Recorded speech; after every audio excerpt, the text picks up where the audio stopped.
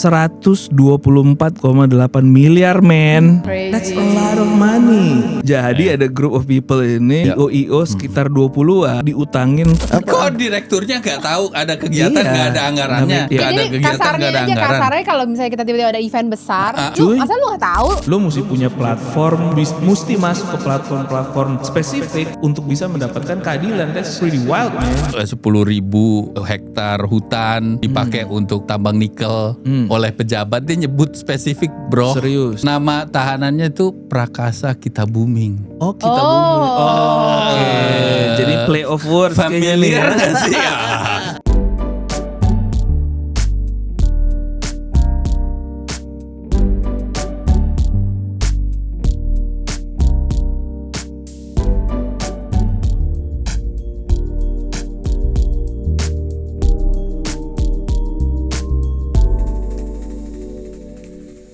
Paling pertama itu kita lagi-lagi there's another incident yang akhirnya unfortunately memakan korban nyawa juga ya. Itu yang kemarin kereta ya. Jadi ada collision. Tapi ini ada multi party nih yang terlibat. Jadinya first off condolences to the victim and the family. Semoga everything get rectified. Semoga lancar lah, aman, semuanya bisa diselesaikan yang mengakomodir para korban gitulah. Nah, balik lagi ke topiknya, mungkin ada yang ngasih play by play-nya dulu what actually happened, baru nanti kita komentar around the room. Jadi seperti yang udah di-recap sama Mercy barusan ya, jadi 2 malam lalu tuh ada insiden antara KRL dan Agro Bromo ya. Kereta jarak jauh lah. Ya, Jakarta- Intercity. Jakarta Surabaya dan taksi online Green SM. Ya. Jadi di mana terjadi collision yang menyebabkan salah satu kereta sampai masuk ke gerbong depannya gitu, Asli. yang memberikan dampak dan Memakan korban jiwa lah. jiwa yang di gerbong paling belakang tuh peron 12 dan 11. Dan kebetulan tuh peron perempuan dan lansia, ibu hamil. Oh my god. Oke. Jadi long story short, Ini kalau nggak salah mobilnya si Green SM itu, the vehicle itu got stuck in the crossing. Mogok. Iya. penyebutan tuh mogok di jalur keretanya si Penyeberangan. KRL, penyeberangan. Iya. Di jalur itu, terus karena itu kan mobil listrik ya. Jadi ada mekanisme di mana tuh dia ngelok. Iya, nggak bisa Nggak didorong kayak mobil nggak manual bisa, misalnya. Iya. Jadi ada typically juga kan nggak cuma mobil listrik, kayak mobil ICE pun bahkan ketika ada kereta mendekat kan dia ada elektromagnetic whatever tuh yang memang menyebabkan bisa gitu mobil tuh ngelok. Bedanya ICE kan bisa didorong. Iya. Kalau mobil listrik itu kan punya teknologi untuk kalau dia mendeteksi ada itu, dia tuh ngelok karena melindungi baterai, takut tetap kebakar dan lain-lain, the whatever lah. mechanism. Oke. Ya. Jadi itulah yang memang dia stuck. Jadi ada KRL nabrak si taksi, Yes. nyangkut ditabrak lagi dari belakang. Yes. Dan korbannya itu ya terjadinya yang pas yang ditabrak kedua itu Yes. dari kereta yang Intercity. Tapi apa nih yang kalian lihat? What do you guys see from this? Kan kita juga ngeliat statementnya. Gue baca, cuma kurang lebihnya sih yang gue tangkep cuma dia bekerja sama, apresiasi. Jadi kayak statement normatif gitu aja sih. Nggak ada permintaan maaf satu. Atau itu kan kalau kita rumusnya kalau di PR itu kan permintaan maaf dulu, empathy dulu. Bukan permintaan maaf sih kalau menurut gua, tapi berbelasungkawa Iya, bahwa ada empathizing with the situation. korban, empatinya dulu. Nggak harus minta maaf karena kan di saat itu si brandnya gua rasa belum tahu nih penyebabnya apa. Karena kan as is dengan komunikasi krisis ya kita nggak bisa ngomong sembarangan sebelum kita cek keadaannya. Yang bisa kita lakukan adalah bikin standby statement. Nah, gimana standby statementnya itu lebih empatis gitu kan? Apparently menurut banyak pihak pernyataan yang disampaikan oleh brand tersebut itu tidak empatis. Itu aja sih. Dan dia tutup komen juga gitu. Sorry, bukan masalah apa ya. Maksud gue gini loh. Gak tahu mogok atau enggak. Ada beberapa narasi juga bilang itu nerobos.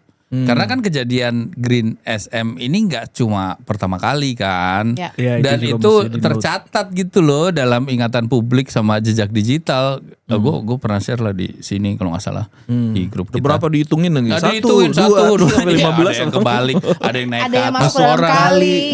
ada masuk ke atas. Bahkan pernah di dekat rumah gue di itu dia nyangkut cuy di tengah-tengah apa namanya Divider, pembatas trotoar, jalan gitu. Gue nggak make sense aja.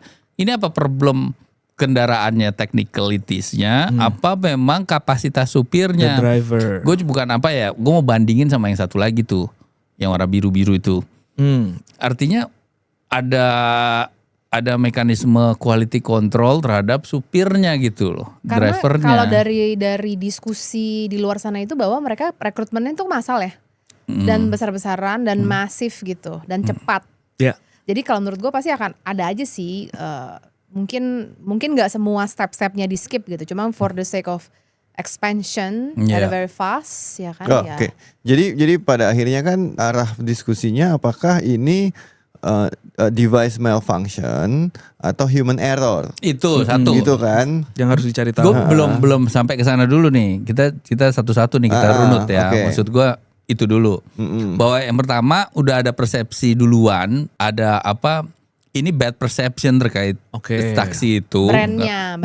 Karena udah banyak apa kejadian-kejadian lah. Dan jujur aja sih, walaupun yang biru itu juga lumayan kalau misalnya slip-slipan nggak mau antri juga ada. Nggak sempurna lah Nggak intinya. sempurna, Yeah. tapi Nobody's perfect. yang hijau ini lebih parah lagi cuy, kayak misalnya nyelak itu kayak nggak berkendara tuh kayak nggak ada etika lalu lintasnya. Nggak ada standar. Karena gue beberapa kali sih mengalami secara Kalau pribadi ya. driver secara umum ya, maksudnya layanan-layanan taksi itu menurut gue masing-masing punya oknum-oknum gitu tuh ada Iya, aja sih. ada. Iya. Cuma sayangnya karena brand ini kan baru Iya. dan disruptif ya buat ekosistem. Jadi tercatat gitu karena orang bener-bener zooming in into what they do gitu kan. Jadi menurut gue wajar sih. Jadi mereka tahu Oke. exactly apa yang terjadi dengan brand itu ya kan, itu satu.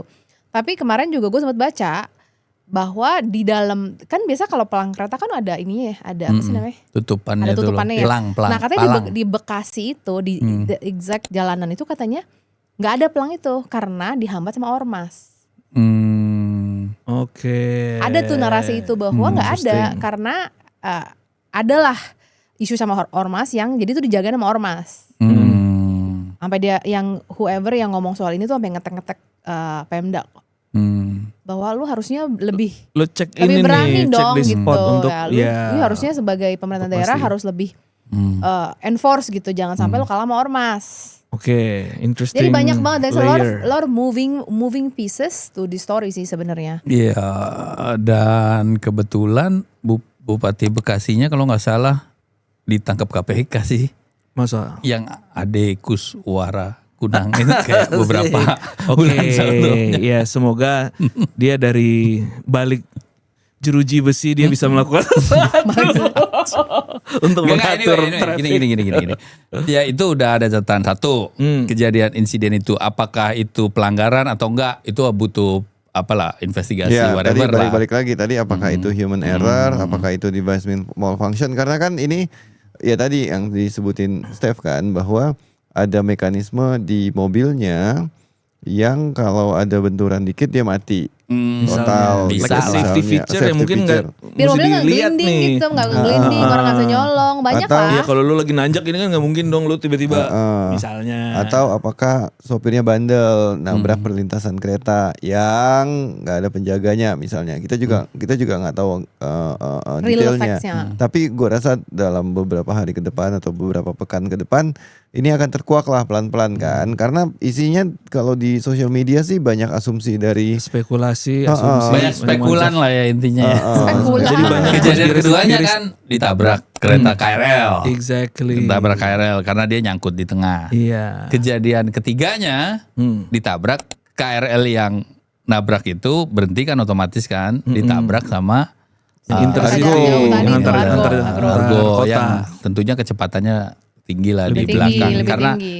asum nggak ada mekanisme yang warning, mekanisme peringatan yang bilang bahwa ada kereta di depan lo harus segera berhenti. Nah, Intinya kan begitu kan. ini juga ada juga satu video yang menarik menurut gua. Ada bapak-bapak baju kuning ya.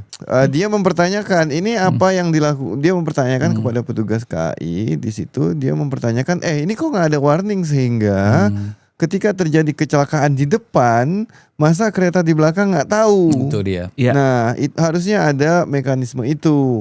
Dia mempertanyakan itu, dihujatlah dia oleh netizen karena Pak, orang lagi evakuasi, orang lagi penanganan, ngapain lu mempertanyakan itu? Tapi sebenarnya poinnya benar. Iya Iya, betul. iya. I agree. Nah itu yang jangan sampai kita cuman kebawa dengan isu bahwa si Iya. Green ini lu nggak memperhatikan yang itu aja sih sebenarnya Iya, kalau dari agree. gua. That's one. Second thing adalah ini pembicaraan kita beberapa episode yang lalu ya terkait sebenarnya mobil listrik kan generally is a new technology ya buat kita orang Indonesia ya. Itu sebenarnya banyak banget kolektif problems atau isu yang harusnya tuh diedukasi bersama gitu Ya. kepada para pemain-pemain mobil EV ini karena it could be anyone with an EV car. Kebetulan aja mobil ini si Green SM, tapi bukan berarti tidak mungkin mobil-mobil ICE lain. Ya. Dan kita kan di sini mungkin tahulah soal bahwa mobilnya nggak bisa mati dengan apar biasa, bisa mogok kalau mogok nggak bisa dorong dan lain-lain karena kita mungkin proaktif gitu nyari informasi itu. Tapi bagi orang-orang yang FOMO beli harganya murah, pajaknya murah, mungkin nggak punya dan informasi itu dan I think sebagai pemain di ekosistem ini, I feel like it's a shared responsibility sih. Dan gue rasanya yang kecelakaan di tengah jalan di tengah kereta itu nggak cuma mobil EV doang. Exactly. Iya. Dan sehari setelah itu gue dikirimin video juga. Sehari setelah itu truk itu ditabrak sama kereta jarak jauh. Jadi maksudnya Karena mogok di jadi tengah kan berarti jalan. ada sesuatu yang harus dipikirkan juga gitu. Apa yang menyebabkan ini? Iya, salah satunya ya memang standar perlintasan kereta kita tuh kayak apa sih pada akhirnya kan? Ya namanya perlintasan sebidang itu istilah teknisnya. Orang zaman dulu kan iya jangan dekat kereta nanti ada makhluk goib mogok mobil lo. Padahal there is a logical explanation gitu behind the rail kan. Nah dari aspek komunikasinya menurut lo gimana? Kemarin itu of course pas gue ngeliat standby statement ini bye-bye. Ini kita lagi-lagi we're not taking shots at the agency whatever lah. Kita cuma mengomentari apa adanya. Menurut keyakinan kita, people can agree and disagree. Tapi at least dari kasat mata tuh satu yang gue lihat ya, a bit too long, right? Agak-agak muter. Kedua tadi udah di-discuss nggak ada lack of empathy, ya kan?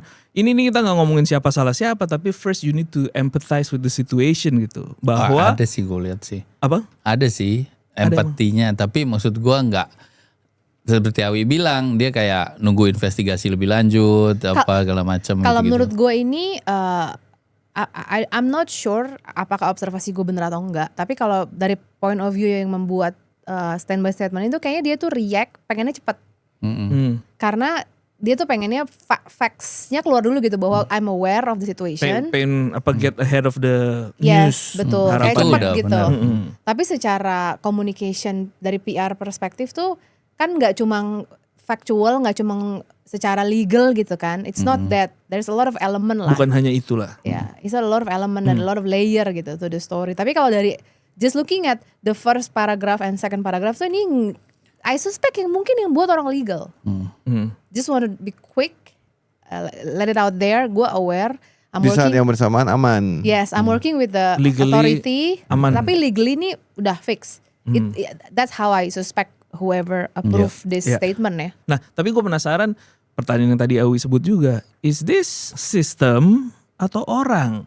Jangan-jangan ada warningnya. Ngerti gak lo maksud gue? Di Iya. kereta yang antar kota. Oh. Nah, karena kalau gak ada warning itu sih gue juga kayaknya bakal lebih sering tabrakan kali ya. Iya. Kalau misalnya di depan nabrak, di belakang gak tahu tuh.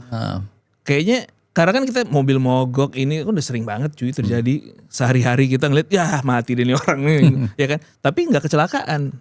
Nah itu juga that's just a question yang mungkin Yeah. one of these days akan Coba terkuat juga. kebijakannya Tadi Pak Awi. menarik si Sofyan bilang kan refer ke kejadian yang tabrakan Bintaro tahun 87.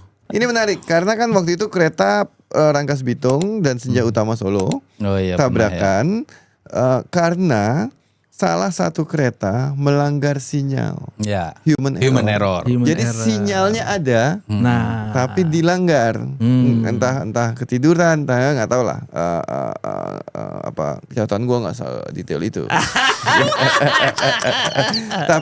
tapi kejadian human error itu selalu ada kemungkinannya itu terjadi. Secara sistem, gua rasa apalagi zaman sekarang ya dan KAI itu pasti udah bagus lah, nggak mungkin. Maksudnya setiap hari ribuan kali mondar-mandir tuh kereta, ya kan? Nggak mungkin kalau soal ya nggak tahu lah kalau tiba-tiba device malfunction. Tapi harusnya secara sistem udah bener.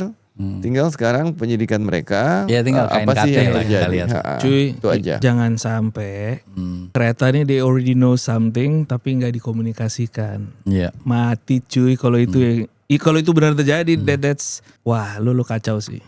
Itu tuh moga-moga ya nggak kayak gitu ya. Tapi kan just like airplanes ada black box, ini kan pasti they know exactly man what happened kemarin. Pastilah. Nah itu tinggal Dan semua tercatat. Terekam speed dan tercatat. apa ini ada semua cuy, apa yang lu pencet ada semua lah. Nah itu tinggal nanti kan 1-2 hari ini keluar and then let's see lah. Mungkin kita 1-2 jadi lebih hari mengerti. ya mungkin seminggu lah kasih. Iya iya, maksudnya dari sekarang. Tapi kan. kalau ya lama sih, kalau biasanya kalau investigasi aviation tuh took oh itu month. lama banget. months Months. Yeah. Months. to unlock that. Untuk benar-benar precise apa yang terjadi. Ya untuk Nemuinnya ngumumin- dulu. Iya, belum ketemu itu Asli. black boxnya apa segala Kalau macam. kerjakan. Kalau ini kan tapi ada lah. Dianalisa. Gua rasa. Traffic Pelajari katanya. kamera apa dan sebagainya udah ada semua cuy harusnya gila. Nah berikutnya itu kita masih terkait EV. Ini kepentingan pribadi nih. Yang dari ngomel dari kemarin-kemarin nih. Kita punya argumen Kita nih. punya argumen. Boleh lah. Jadinya 1-2 tahun terakhir ini kan ramai banget baik apa namanya car maker apa dan sebagainya, mereka berlomba-lomba bikin pabrik di Indonesia dengan adanya insentif. Coba Insentifnya garis ini- bawahi dulu insentif. Insentif ya kan. Insentifnya ini juga bukan hanya buat si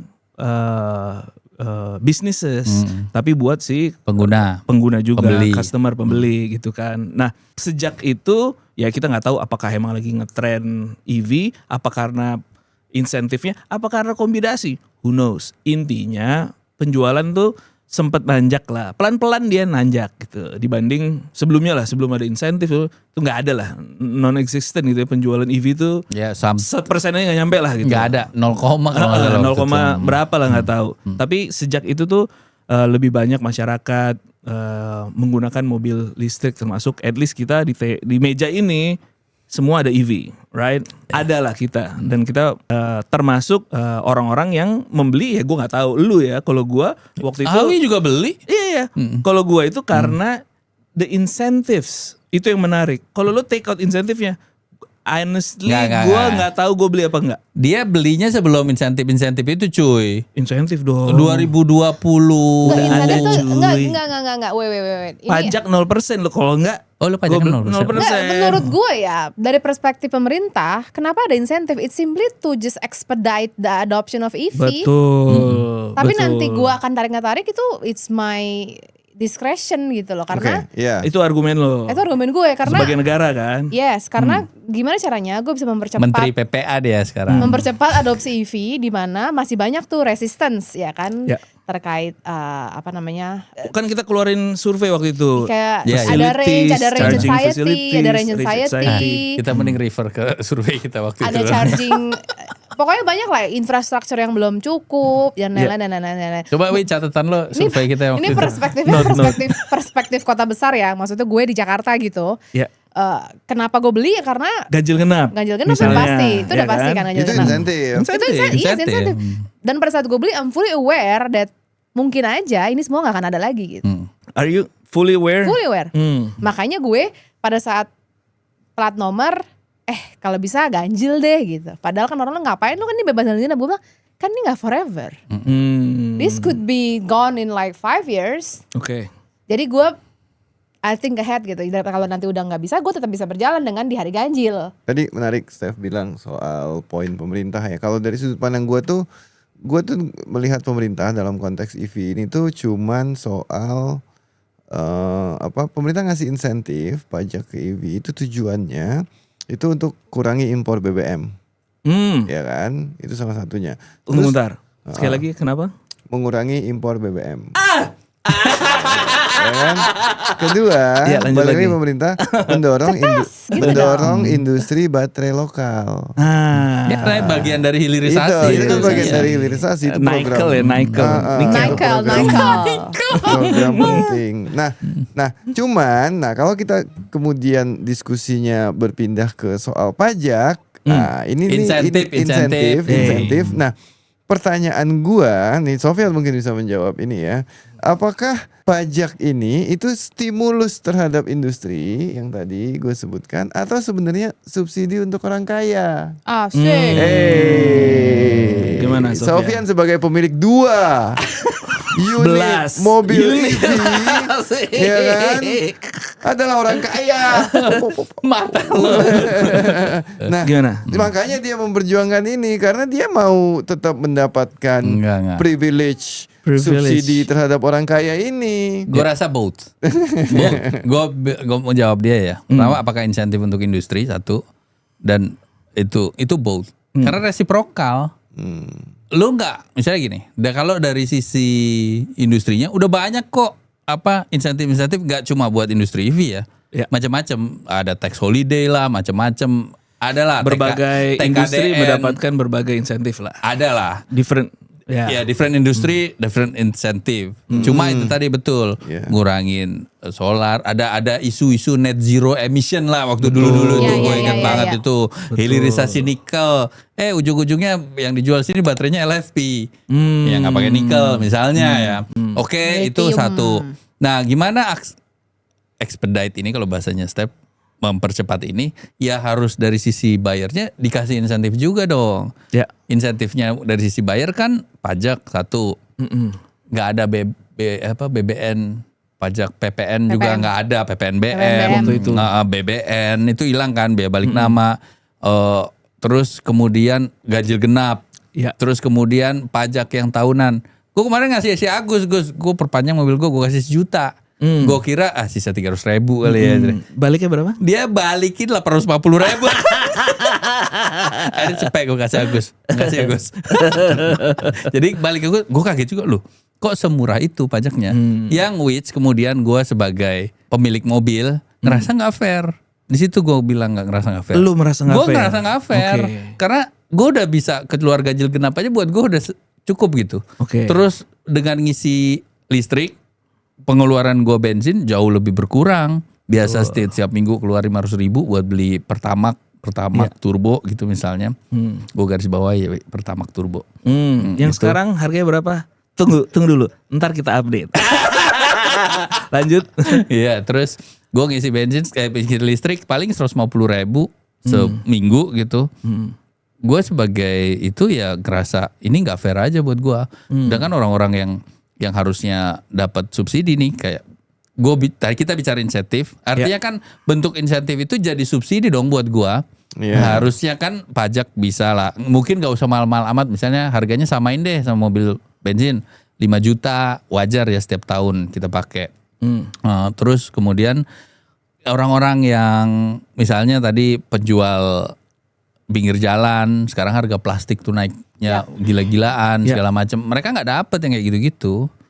Dan gua ngerasa gak adil buat itu buat gua sih dengan listriknya lebih murah itu udah cukup, dengan gue bisa tembus ganjil genap itu udah cukup, nggak perlu ditambah-tambahin lagi. Itu dari sisi gue ya, gue ngerasa nggak berhak lah. Tapi ini kan dikembalikan ke pemerintah daerah masing-masing ya sebenarnya kan. Oh sekarang ya. Kemarin pokoknya nggak lama setelah diumumkan bahwa insentifnya ditiadakan, Kemendagri keluar. Karena ditiadakan itu secara nasional, diserahkan kepada pemerintah daerah gitu.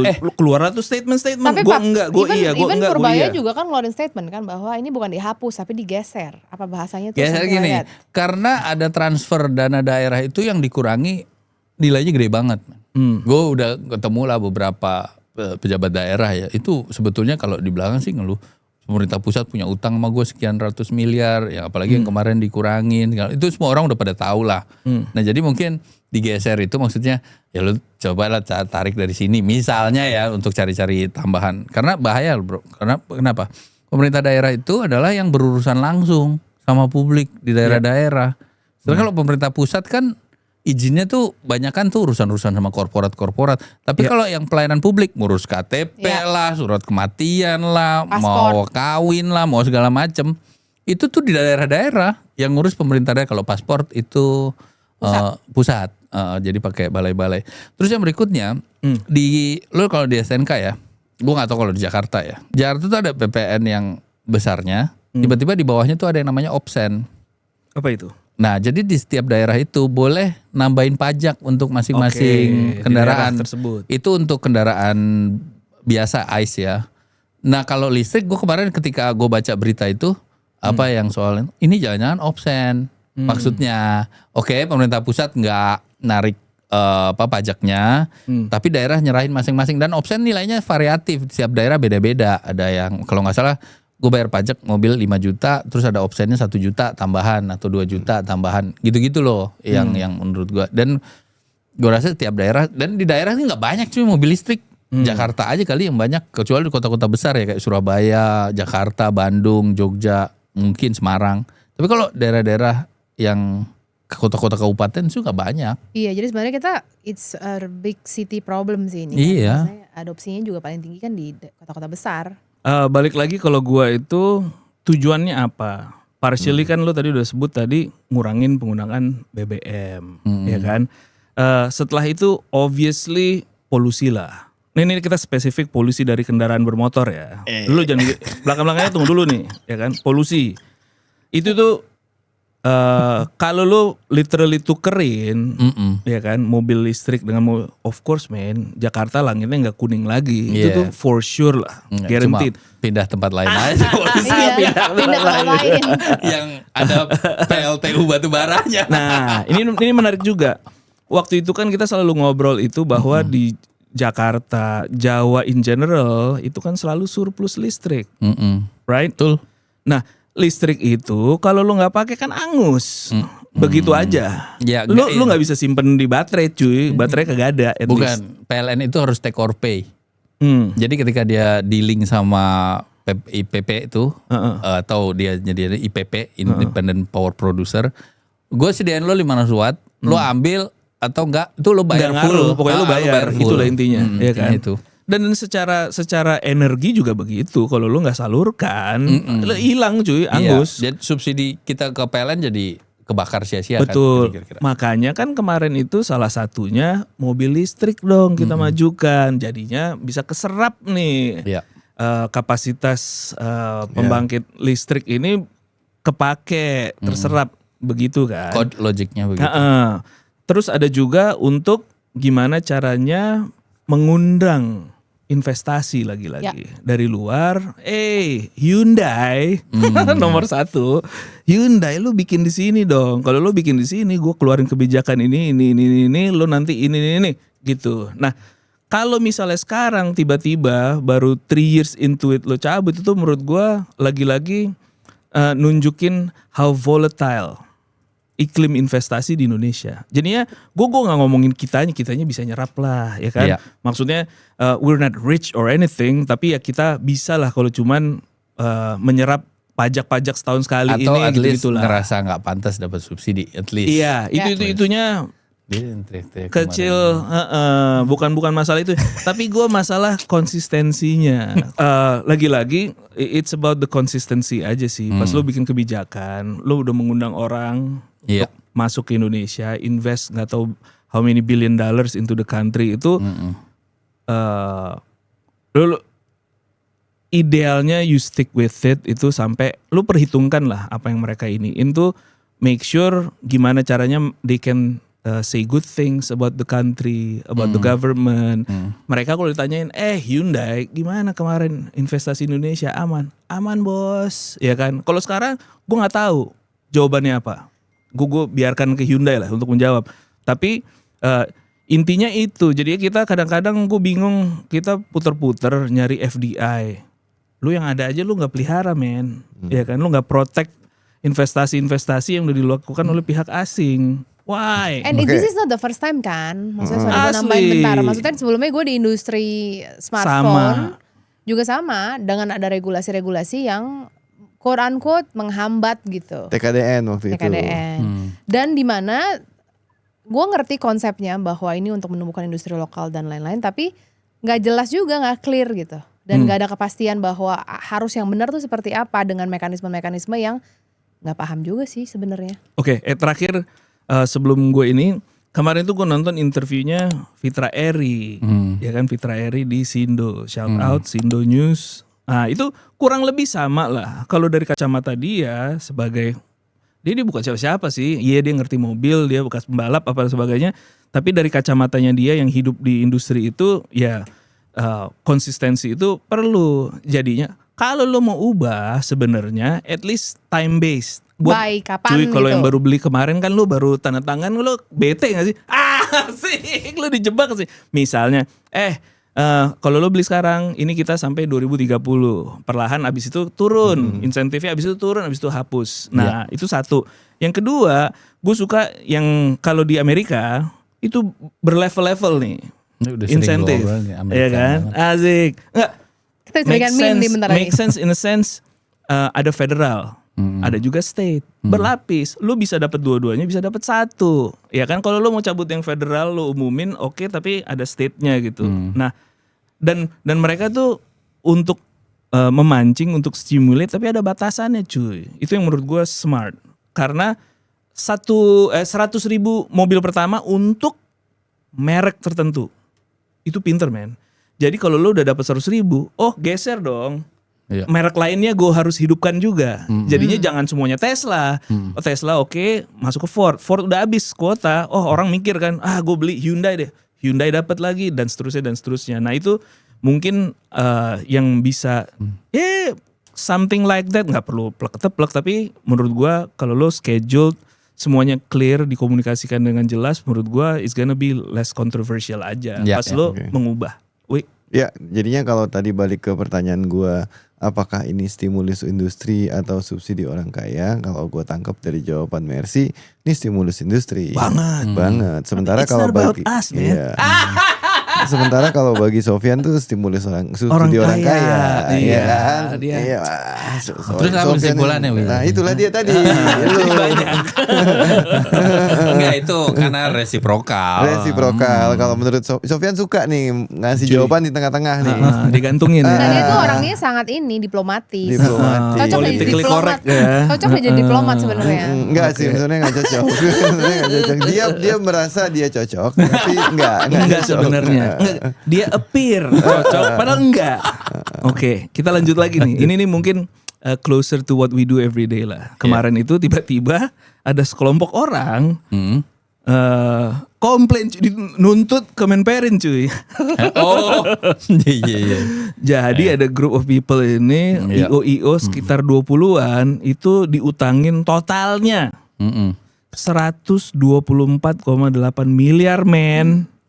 Crazy. That's a lot of money. Kalian, what do you guys see from this case? Apakah ada misalnya yang nonton agency atau brand or whatever, apa yang lo lihat yang mungkin kita harus perhatikan moving forward? Nah, ini nih menarik nih, kan ini di musim lalu, di episode sebelumnya kita juga ngebahas soal seorang pekerja Si Tepu ya. kreatif.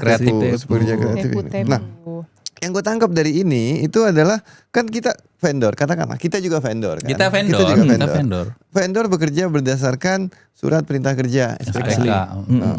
Nah, pemerintah itu dalam kasus ini yang gue tangkap, yang gue dengar lah seenggaknya itu ada SPK fiktif. Asli. Ini Ada layer yang tadi. SPK fiktif. Ini layer yang Mercy mau masuk tadi.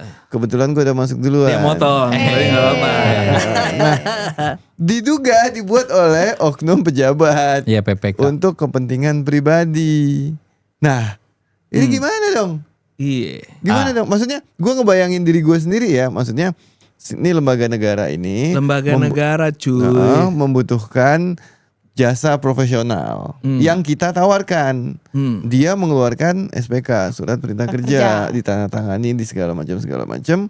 Nah, ini kemudian berdasarkan SPK itu kita bekerja. Ya. Kita bekerja, misalnya kita bekerja memberikan layanan konten sosial media berikut boostingnya untuk kampanye, which is kita ngeluarin duit, ya kan, bukan cuman Keringat. jasa Iya. keringat doang. Ada. Nah, tapi rupanya SPK-nya fiktif.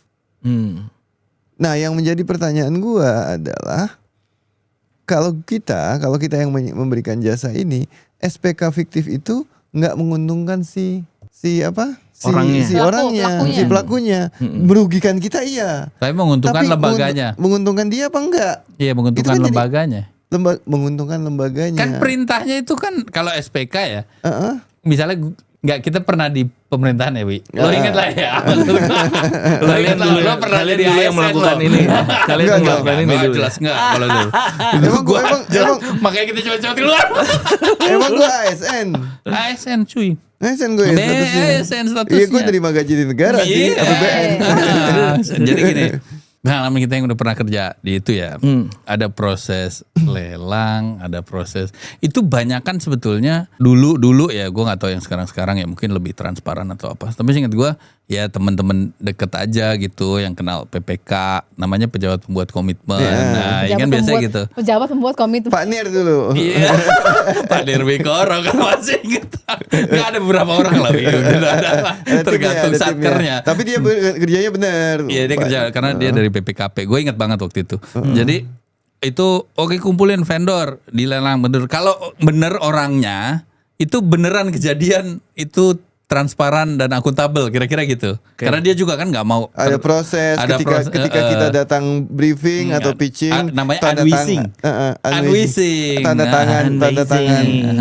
tangan berita acara segala macam. Proses-proses itu dijalani lah. Benar, maksudnya secara negara, secara due diligence-nya tuh Iya. selalu benar. jalan gitu, berproses lah itu kira-kira. Nah, waktu dulu ini yang kayak kalau case-nya IOU ini berjalan kan di proses, apalagi setahu gue ya, kalau di atas 200 juta, ini gue masih inget nih, pokoknya semua kontrak di atas 200 juta rupiah itu udah pasti lelang. Jadi ada prosesnya. Nah, ini terjadi nggak nih? Tapi bisa jadi ya kontraknya itu satu IO itu dipecah-pecah. Ya nggak mungkin lah Masing-masing IO cuma kegiatannya. 200 juta, itu nggak make sense. Iya enggak.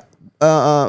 Bisa aja Dari dipecah-pecah. 120 Dan miliar. misalnya nilai per project itu 150 juta. Ya itu ada, tapi terlalu ribet jadinya. Terlalu ribet. Orang udah ini ada prosesnya. Ini udah pasti kalau namanya IO sebatas apa istilahnya? Menurut keyakinan saya. Menurut keyakinan saya. Dan sepengetahuan pengalaman gua, itu udah pastilah ada proses lelangnya, apalagi angkanya miliar-miliar begini nih. Iya. Nah, itu itu pertama prosesnya jalan bener dulu apa enggak? Satu, kedua.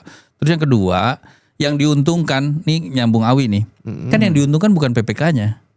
Yang dia bekerja itu untuk kementeriannya, iya gak sih? Iya. Hah? Acara menteri kah? Acara dirjen Jadi apa kah? apparently ini nggak dibikin.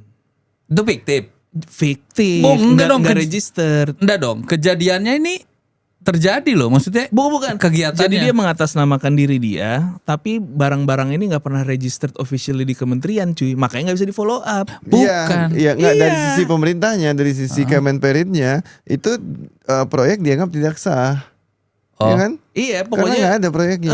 ini jadi dia, gue bisa ngeluarin, gue yang harus ngeluarin ini. Padahal nggak officially registered ke dia lagi nih dimainkan. Enggak. Jadi pasti gini, SPK fiktif itu maksudnya lu gue kasih udah keluar di prosesnya jalan, keluar namanya SPK, kontrak surat perintah kerja namanya. Iya. Itu dikasih ke IO-nya dong. Iya. Iya kan? IO-nya kan bekerja kemudian untuk kepentingan siapa? Yang menerima manfaat itu. Pastinya dong, nggak mungkin PPK-nya. Ngapain PPK bikin event sampai 120 miliar? Maksudnya untuk dirinya sendiri gitu? Itu dia mengatasnamakan kementerian, padahal kagak pernah masuk, cuy. Lah kepentingannya apa coba? Jadi dia menggunakan pangkatnya dia sebagai PPK untuk bikin proyek-proyek fiktif ini, vendor-vendornya kan oh gitu Pak, misalnya ya, misalnya ya. Gue bingung deh. Logik ya. Jadi berarti dia itu bukan masukin si vendor ini ke kementerian. Jadi acaranya itu bukan acara kementerian. Iya, technically sebenarnya bukan acara kementerian. Technically, Maksudnya gini, administratively, bukan administratively. Tapi personal gain buat dianya apa? lah jadi duitnya tuh ke dia instead of masuk ke kementerian. Nggak mungkin. Loh siapa yang bayar? Nggak mungkin dong. PPK nggak bisa ngambil minta uang. Di sini tuh pokoknya intinya nih kayak Ponzi scheme.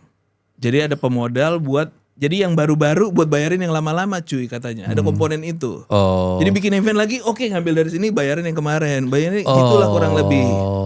Nah ini udah sampai ujungnya akhirnya ketahuan, nggak tahu lu. Ujung-ujungnya kan Ponzi scheme nggak bekerja cuy. Si ASN ini kan nggak terima duit. Nggak terima Jadi duit. personal Nggak bisa. gainnya apa? Itu maksud Dia gue. kan nggak terima duit. sebenarnya. Pertanyaan gue itu. Karena yang gue tangkap tuh gini, yang gue tangkap itu si ASN ini dia adalah oknum pejabat pembuat komitmen. Ya PPK. Ya kan? Dia menyalahgunakan jabatan. Dia menerbitkan proyek tanpa dasar anggaran. Jadi nggak ada nih anggarannya. Dia nggak ada anggarannya. Tapi dia bikin proyeknya. Lah itu kok ada proses unwishing segala macam? Nah nggak tahu lah. Nah cuman Kok IO-nya percaya gitu maksud gue? Nah tunggu dulu. Ini intinya nih. Ini intinya. Gue tuh udah pernah baik directly atau indirectly ngurusin proyek-proyek dengan kementerian dan lainnya. Iya. Ribet cuy. Iya emang Iya. ribet Too itu many kita tahu. paperwork. Lah makanya kan kita memutuskan nggak ngurusin Tunggu itu dulu. udah lama kan. Iya betul. Jadinya ada oknum-oknum yang take advantage cuy. No. Dia bisa, gue bisa bantu ini nih, ngerti gak lo? Artinya personally. Exactly. Karena gini setahu gua, kalau lo mau ikut lelang, unwishing itu diumumkan, bro, di Asli, LPSE, asli. lembaga namanya Siapa LPSE aja, lah. apa- Ada berapa Betul. mata anggarannya, nomenklaturnya segini, di RKKL-nya berapa, di DIPA berapa. Jadi kalau ada vendor yang kemudian bekerja, terima SPK tanpa melihat proses-proses itu, merasa misalnya hubungannya udah deket sama PPK, udah percaya gitu misalnya. Bestie. Bestie Misalnya, gitu. iya. Is that something fishy? Misalnya. Banget. Itu lo, gue bukannya apa ya, ini kasihan juga, mereka pasti keluar bukan modal lah ya. victim blaming ya. Iya enggak, bukan, mereka keluar duit banyak. Cuma maksud gue 120 M tuh gede cuy. Ini orang makan men. Dan dia pasti ada Pekerja pegawai-pegawainya, bayar semua. vendor, bayar subvendor, subkontraktor, Asli. itu udah pastilah maksud gue. Dari tukang balon, tukang makan, tukang apa semua cuy kagak dibayar semua. Nah itulah ujung-ujungnya. pentingnya sebetulnya tata kelola. tapi proyeknya apa ya? Ya gue gak tahu lah IO. Ini IO yang pasti. Nah, Lu soalnya event-event kali. soalnya gini, kalau misalnya tadi kalau kita ngomong pertanyaannya keuntungan PPK di mana? Most definitely kickback biasanya. Ya, Biasanya begitu. Biasanya kickback atau retainer dalam konteks kalau misalnya dia dapat proyek jangka panjang Lu dapet ada lah. IO, gue nggak bisa bilang IO juga ya, adalah pihak-pihak di luar sana menurut pemahaman gua yang bersedia memberikan mengeluarkan biaya kepada PPK untuk terus-menerus mendapat info ada proyek untuk proyeknya Ada ya gitu ya, Wi? dibantu segala macam. Itu adalah. Nah, kalau perlu bisa hubungi Sofyan. Makelar Sofyan. Markus. Maaf ya. Iya, Sofyan nama tengahnya nih Markus. Sofyan Markus Prabowo.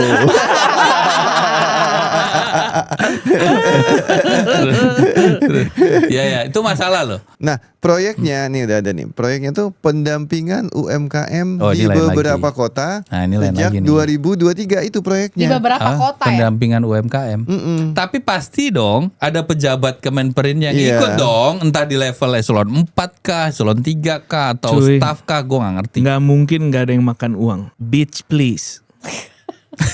Lo pikir orang gila? Enggak, gue cuma pengen ini nih apa berjasa buat kementerian. Jadi gue take on the Gue lagi berpikir gimana caranya. biji. Personal gainnya tuh muternya mungkin Ini gini, yang dalam gambaran gua 124,8 miliar itu adalah nilai di SPK, ya kan? Oke, surat perintah Di kerja. actual Kegiatannya. capital yang dikeluarkan oleh IO, gua rasa di bawah itu. Ya, Betul. pasti kan harus ada Betul. margin. Ada Ya, margin di dalamnya. 124,8 itu udah ada marginnya. Nah, kegiatannya itu pendampingan UMKM di beberapa kota. Iya, IO Dalam banget, IO artian banget. Kemenperin itu pingin membina UMKM Betul. di Banten, Serang, di Serang Banten, bikin kegiatan di sana. Kalau nyebut nama daerah emang ada di situ. Misalnya, Asik. misalnya, Hypothetically. misalnya di Uluwatu. Asik, Iya. coba itu. Tambah jauh, tambah jauh. Jauh. Iya, Misalnya, terus, pokoknya terus. pendampingan UMKM di daerah Oke. X, di daerah X. Nah, si IO mengerjakanlah proyek di sana. Iya. Buka Di hall booth, hotel, di hall hotel hotel, kali, di iya. di apa Di mall-mall kali apa lah nggak tahu lah. F&B untuk peserta yang datang, Koko bento tuh ya, banyak penginapan pejabat pemerintah dari dari pusat Kemenperin, misalnya. penginapan pejabat daerah, penginapan Ada lah pelaku itu UMKM di daerah, semuanya udah dikerjakan. Nah, ini paket proyek CEO-nya jalan di sana. Ngundang artis untuk nari-nari hiburan, Misal. dokumentasi video, macam-macam lah, imajinasi batasannya. Nah, untuk kegiatannya berjalan kegiatannya di sana. Dapat liputan berita bagus Kemenperin dari effort itu kan. PR-nya jalan. Dalam artian PR-nya jalan. Plot PR-nya twist. jalan segala macam yang dimodali oleh IO. Semua ini Ya. dimodali oleh IO. Ya kan? Mm. Karena memang itulah ceritanya menjadi Cuy. IO. Kita nalangin dulu. Itu semua kita juga begitu. IO kan nalangin dulu, Kita juga ngeluarin gitu. duit sendiri dulu. Gua nggak tahu dalam konteks ini karena SPK fiktif pasti nggak ada DP dari Kemenperin ini, pasti nggak ada 100% Oh, iya. modalnya dia Iya. keluarin. Nah, Itulah yang Ya karena ditipu-tipu di situ setahu tuh. gue kalau misalnya ada project itu ada tuh modal, gue lupa istilahnya ya, tapi kayak modal awal Yang uang harus dibayarkan. muka, kayak Berapa 30%, persen gitu. 40% itu nah, ada. tapi harusnya. kan kadang-kadang karena kepercayaan IO dan Iya. pejabat pembuat Udah, komitmen. lu ini dulu nanti gampang Ini urus di SPK-nya belakang. udah kok tuh tanda Lu tangan. Tapi, kerjain dulu. tapi tenang dulu kesini ya. Udah pasti lah cuy. Kayak nggak tahu aja Lo biasanya gimana menuduh, lo menuduh lo. Nggak, itu- belum tentu lo itu. Asik. Iya gue tahu itu belum tentu. Tapi gue tahu itu pasti. Jadi yang jelaskan si oknum pejabat pembuat komitmen ini dia menyalahgunakan jabatan. Itu pasti, itu pasti. 100%. Dia men. menerbitkan proyek tanpa dasar anggaran gitu. Dan rupanya udah dipecat dan sudah diproses hukum. Pertanyaan Udah di penjara. gue dulu belum dijawab. Apa? Yang tadi itu kok direkturnya nggak tahu ada kegiatan Iya, nggak ada anggarannya, nggak make sense. kok kasubagnya nggak tahu Iya. nggak ada Jadi kegiatan kasarnya nggak ada aja, anggaran. kasarnya kalau misalnya kita tiba-tiba ada event besar, kalau Gak mungkin gak tahu cuy. masa lu nggak tahu? Lu bikin nggak event approve. praksis Iya, lu nggak- lu- preskon, lu nanya nggak sih lu minta duit berapa sama Emang Yus? iya lu minta berapa Pak Yus? Siapa yang nge-proof? Yang nge-proof siapa? Nggak mungkin, Nggak mungkin kan? Nggak mungkin. Fiktif nih, gue bikin Dengan nota kata tangan lain, fiktif. dengan kata lain kalau Toto gue anak-anak bikin event terus kan kita gak tahu. Dan ada terus uang ya. Mampus gak lu, bingung gak lu? Iya bingung. Iya begitu logikanya kan. yang wah itu dia kalau balik lagi ke pertanyaan Sofian itu tadi.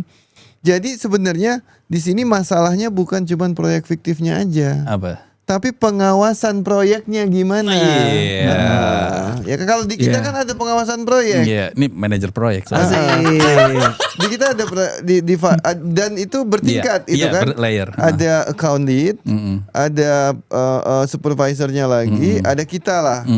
Nah, finance Oversee. kalau mau mengeluarkan duit itu Iya, kan kita dulu. butuh tanda tangan gua, specifically gua. Kalau gua nggak tahu itu ada proyek, gua nggak tanda tangan dong. Iya betul. Iya. Nah, ketika misalnya proyek itu diminta pertanggungjawabannya, misalnya gua tanya, ini, dia kan pasti datang ke gua, ini ada, oke bayar, gitu. Nah, ini proses pengawasan tadi nggak ada Iya, tampaknya. Nggak ada atau nggak peduli aja. Ya Tata- ini tata kelolanya aja tipu-tipu sih, semua udah. Problem. cuy. Ini Jadi tipu-tipu. problem tata kelolanya di Kemenperin. Nggak bisa dong buang body. Bro, Terus iya, kemudian lagi-lagi ya. Proses ini hukum tunggu dulu. individu ini. Iya. Ini kita berbicara untuk lebih banyak lagi pekerja kreatif IO dan Iya, lain-lain ya. bener. Nggak cuma di Kemenperin gue jamin. Ya. Potong kuping gue cuy. Gue nggak tahu seberapa banyak tapi pasti ada kejadian-kejadian serupa. Nah itu yang mesti dilihat lagi. Kasian lah orang-orang kerja cuy, Iya. ya kan? yang nyuruh orang-orang lepasan nih, lo tau Iya, kan kasihan, kerja-kerja iya. IO lepasan. Benar. Itu ngarep dibayar dari situ, men. Iya. Udah seminggu keliling-keliling asik pulang nggak bawa duit sih. Iya. Lu Itu tega parah banget. sih. Nggak ada DP, pakai modal sendiri, proyek dikejar-kejar, harus cepat selesai. Iya. Asli. Apa dokumentasinya harus diserahkan. Semua bayar di depan, bro. Ya yang kayak gini, please Ya, lah. ya, Jadi beresin. diperhatikan lah. Maksudnya Iya. jangan sampai udah susah, orang-orang bingung-bingung nyari duit ya secara halal, ya kan. Lu kerja dengan baik. Garis bawah itu. Lo terus kebentur hal-hal ini, kasihan aja sih. Ya.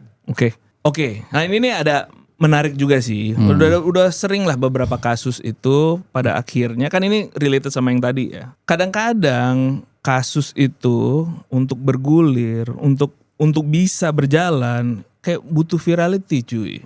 Ya kan di zaman modern nih, sampai yang terakhir ini ada yang kasus BNI ya. Iya. If I'm not mistaken, BNI itu ada seorang whatever manajernya nipu lah whatever. Kepala cabang. Kepala cabang, iya. Nggak tahu lah, Iya gue kan? lupa. Ya, head of something lah. Head of something itu nipu nasabah, yang nasabahnya ini juga uangnya bukan uang dia pribadi tapi kolektif gitu ya. Itu hilang ya kan, diambil lah gitu. Nah, lama iya udah diomongin kecil-kecil, tapi giliran gong masuk ke podcast yang subscribernya banyak, yang dengerinnya banyak, baru bergulir tuh barang. Oke, akhirnya bisa selesai. Nah, maksud gue ini nih, gue ngeliat sebuah tren yang agak unik tapi at the same time mengerikan juga, di mana lo mesti punya platform, mesti masuk ke platform-platform spesifik untuk bisa mendapatkan keadilan. That's pretty wild, man. Menurut kalian gimana? Kalau menurut gua tuh nanti Sofian akan nambahin ya. Asik. ini check and balance-nya civil society. Silakan Sofian lanjutin. Enggak. Lu salah juga. Ini bener poinnya. Bahwa ini kan seharusnya tata kelola apalagi bank lo cuy. Bank Asli. itu kan trust ya. Lu mempercayakan duit lo dititipin di bank Ya. untuk dikelola dengan baik supaya nggak ada fraud-fraudan. Betul. Kira-kira begitu kan? Maksudnya nggak lo Intinya itu cuy. That's the core of the business, man. Awi aja nggak percaya duitnya gue pegang. Oh iya, taruh gue di- setuju sih sama. Gue yang bilang, wait, bahaya ini. Maksudnya dari awal pun Iya. udah membingungkan sih bahwa di mana bisa terjadi penipuan sebesar ini. Iya, betul. Dan ini angkanya bukan After all the cases kan Nggak, dulu bukan kita juga tahu ya. kayak 200 juta, 2 miliar gitu kan. Ini angkanya 28 miliar. men. Jadi how did it even happen on the first place tuh gue jujur sampai sekarang dengan gue tahu kronologinya gue sedikit bingung sih. Seingat gue, nggak cuma bank lokal yang pernah kejadian gini. Iya. Waktu itu juga kita pernah ya Iya, handle. exactly. Justru Exactly. makanya Dan serupa gitu. Setelah itu masa lu masih bisa kebubuk, ngerti kan? Iya, After benar. all of these years dan lu belajar gak sih dari itu? Kontroversi sebesar itu. Waktu itu personal banking sih, wealth management waktu Iya. itu. Tapi ini juga sebenarnya Sama treatmentnya aja, sama, Wi. sama. Wi. Treatmentnya sama. Iya, Jadi iya, kayak iya, iya, iya. this person is Personal banking personally gitu, whatever managed lah. di uang koperasi whatever you call it ini. Dan masalahnya tuh selalu dalam konteks kayak gitu, hubungan antara nasabah dan personal bankernya, kepala cabangnya dalam konteks ini. Poinnya itu adalah bahwa tata kelola bank karena trust itu tadi itu harusnya rigid, dan itu proses due diligence dan proses pengawasannya harus berlapis-lapis. Walaupun itu sebetulnya gue tahu itu udah dilakukan, itu nggak boleh ada yang miss bahkan sedikit pun. Jadi kerjanya harus lebih berat. Artinya mekanisme itu harus diulang Iya, ini ulang kan lu terus. ngomong sesuatu yang ideal. Iya. Mekanismenya ada, sistemnya ada, tapi pada kenyataannya di lapangan orang punya cara untuk bypass itu. Ngakalin itu. Apparently. Ya itu mens tunggu. rea lah kalau udah kayak gitu. Nggak, ujung-ujungnya selalu balik lagi ada orang-orang yang memanfaatkan. Sorry. Poin gue di sini, lo mau nyalahin sistemnya atau lo mau nyalahin orangnya? Nggak, Kalau dalam ini- konteks BNI Kalau ini. gue of course orangnya, men.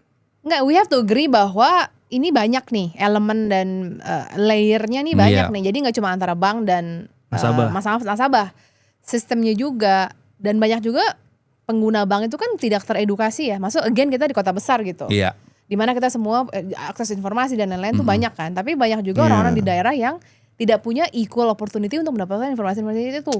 Oke, ya Jadi- itu financial literacy. Iya. Ya. And Itu it's- of course it's itu very masalah low. lah. Ya. Tapi ya kayak betul. poin Sofian tadi juga ada benar. Maksudnya kalau dari sisi sistem berapa lama kepala cabang harus Dirotasi, rotasinya apa. segala macam. Ya kalau nggak salah di bank itu ada sistem di mana kalau misalnya emang ada kewajiban untuk leave cuti itu misalnya untuk akhir tahun tuh.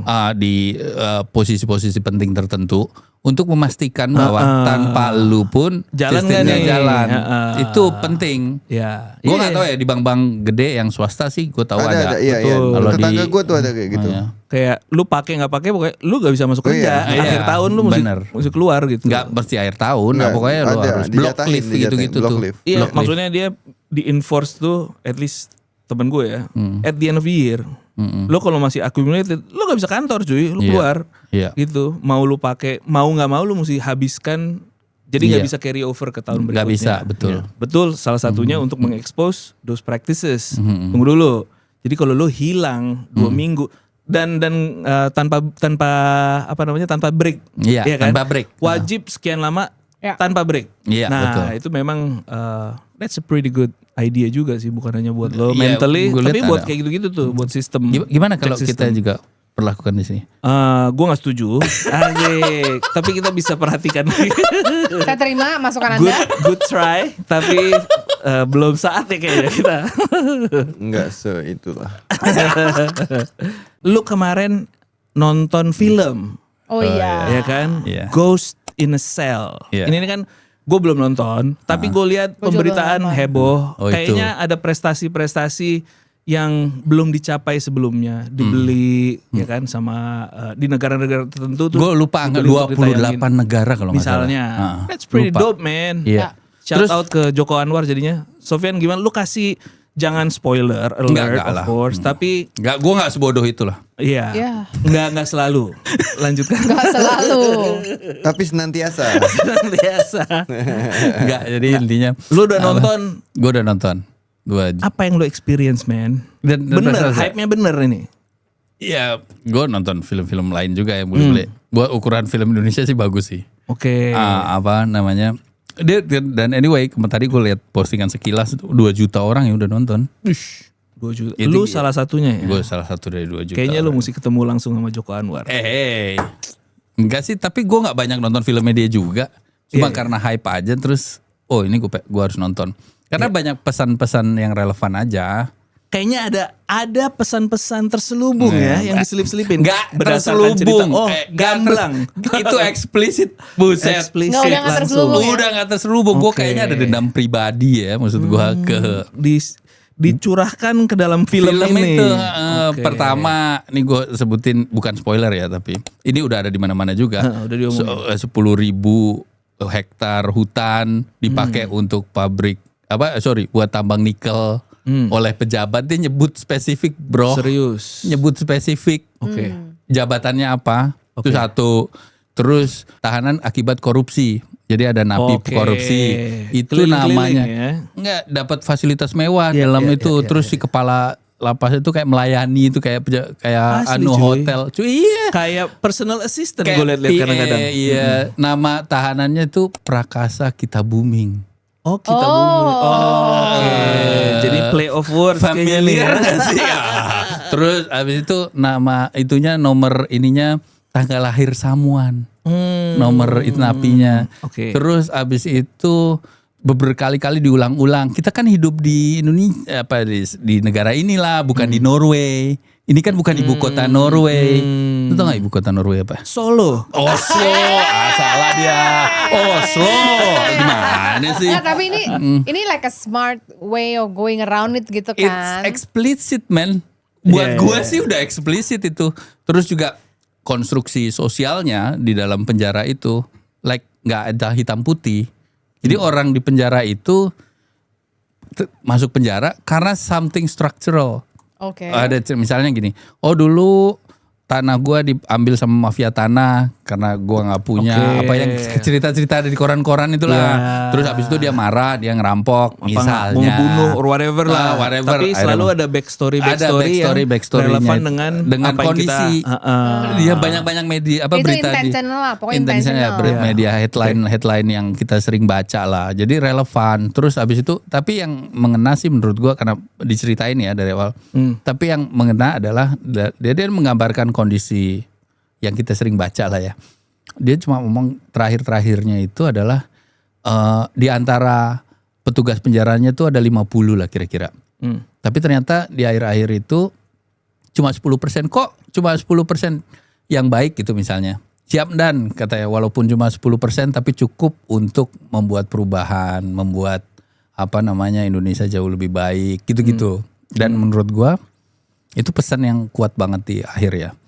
Bahwa sebetulnya kalau dari sisi ceritanya gue sih nggak terlalu interest ya. Cuma secara visual bagus, ini apa bagus. Cuma ada klinik-kliniknya.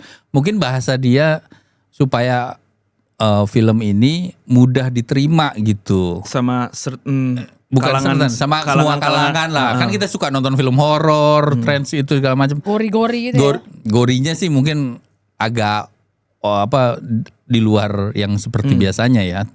Tapi horor elemen ghostnya, elemen hantunya. Ada Susana nggak? Hah? Nggak ada lah cuy. Oh dan dia ada catatan khusus tuh. Di setiap filmnya dia Joko Anwar, dia bilang selalu ada wanita hamil. Dan di situ ada kan nggak ada perempuannya. Gue lihat perempuannya di mana ya? Tapi dia bilang ternyata ada pas ada satu scene gitu di mana ada visit penjara gitu, ada wanita hamil duduk sendiri, lu cuma sekilas doang seret gitu aja. Tapi syaratnya itu dia. Nah, syaratnya dia Itu terpenuhi. jadinya lu gimana taunya lu rewind pas di Asik. Enggak, gue inget aja. Gue ingatan gue kan kuat. Dia fotografi memori. Gue Fotografi menegaskan memori. ingatan gue kuat. Oke. Ntar gue buktikan setelah gua belum podcast nonton. ini. Ya, lu nggak usah sok-sok komen belum nonton. Gue sih belum Iya nonton makanya jujur. tadi kan gue buka dengan gue belum nonton. Gue belum nonton. Nah, cuman gue udah lihat banyak review. Nah, pertanyaan gue ke lu. Nah, Gue belum tentu bisa jawab would ya. you recommend me to watch this movie? Oh iya jelas. Siapa yang harus nonton dan kenapa? Buat Yang pendengar pasti Prosemas. yang harus nonton adalah semua orang, semua generasi yang umurnya di atas 17 tahun. Oke. Itu harus nonton. Ini sapu jagat ya. Enggak, tapi itu seru aja gitu maksud gua. Dan wah gila rame banget lah hype-nya. Menurut gua itu sekelas-kelasnya film Indonesia tuh kayak Bumi Manusia itu gila yang Cut Nyadin. Apalagi film-film epic ya. Yang gua layak lah dan Pendekar Bambu Kuning. itu lu tontonan lu. Kopi kok bacanya dulu ya. Iya lagi. Lo tertarik gak nonton? Gue setelah mendengarkan lo cerita tertarik gue. Oke. Terakhir sebelum kita tutup itu shout out real quick buat Spectrum. Apa tuh? Lelang Spectrum. Menurut gue iya, itu iya, long iya. overdue. Udah Iya, dilakukan sekarang kemarin. Tadi barusan gue datang ke acara Indotelco. Pas di Iya. situ juga banyak dibahas. Intinya this is definitely the right move untuk Indonesia. Ngebuka lagi Spectrum di 700 MHz dan 2,6 GHz. Itu diperlukan banget, much needed. Apalagi melihat sekarang kita makin banyak menggunakan AI yang Yeah. ujung-ujungnya use case AI-nya pun semakin banyak, semakin kompleks. Ada yang bikin coding, ada yang bikin video, ada yang bikin ini. You need a much better infrastructure. Nah ini nih a very long awaited next step gitu ya untuk mencapai Indonesia emas 5G di mana-mana, akses buat lebih banyak masyarakat untuk bisa menggunakan internet secara proper dengan pengaplikasiannya. So I think that's pretty dope. Nah itu aja sih dari kita. Kita biasanya nggak pernah ngomong ini, but please subscribe, ya kan, like, share. Kalau lu misalnya ada orang-orang yang kayaknya ini bisa deh digunakan untuk orang-orang ini, coba di-share ya kan. Siapa tahu beneran berguna. Anyway, thanks everybody. We'll see you next time lah. Oke. Thank you. Thank you. Thank you.